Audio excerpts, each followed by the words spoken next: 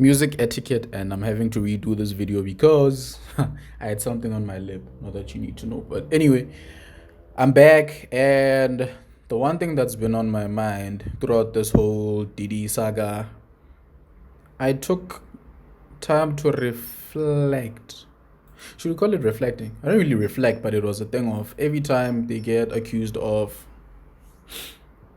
something that high profile people get accused of is the first thing that goes to my mind is what do we do with the music?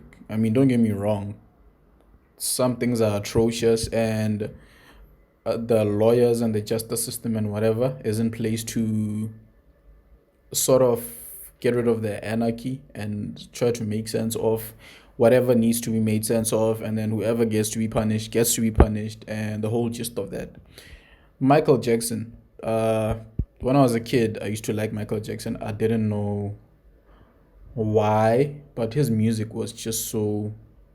I don't know, man. It was. You knew that you were listening to something special. You knew that you were looking at something special. And he was probably past his prime by then, but he still had this impact that the people now can only dream of. I mean, the dude would go to another country and they would have to close that hotel because there was so much traffic.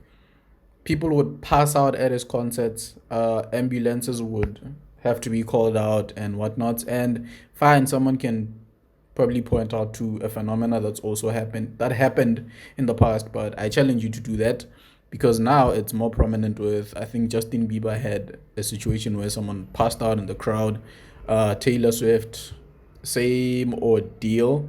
Could be missing a few other names, but uh who else? So I said P. Diddy, I said Michael Jackson, and I am gonna punch myself in the face for forgetting this person. But R. Kelly, R. Kelly.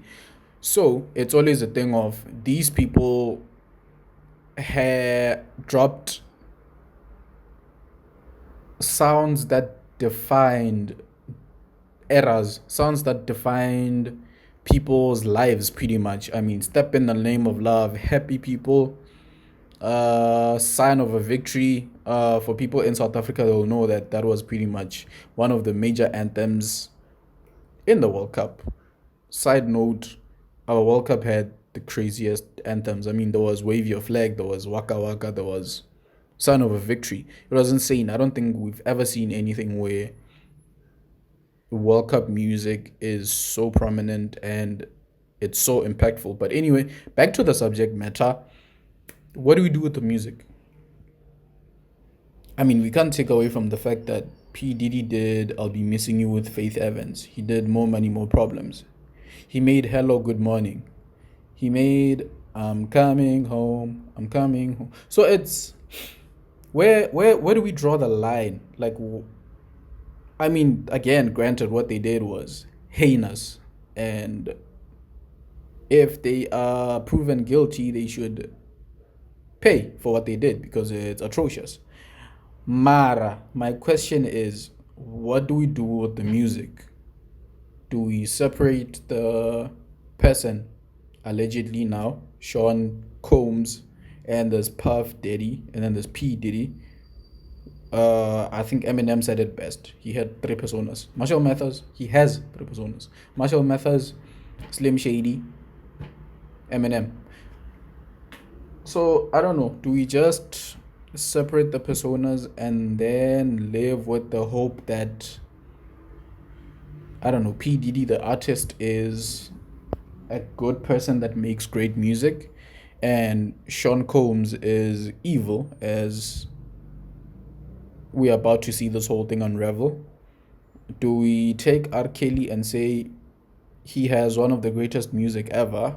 We love him, and Robert Kelly should rot in prison.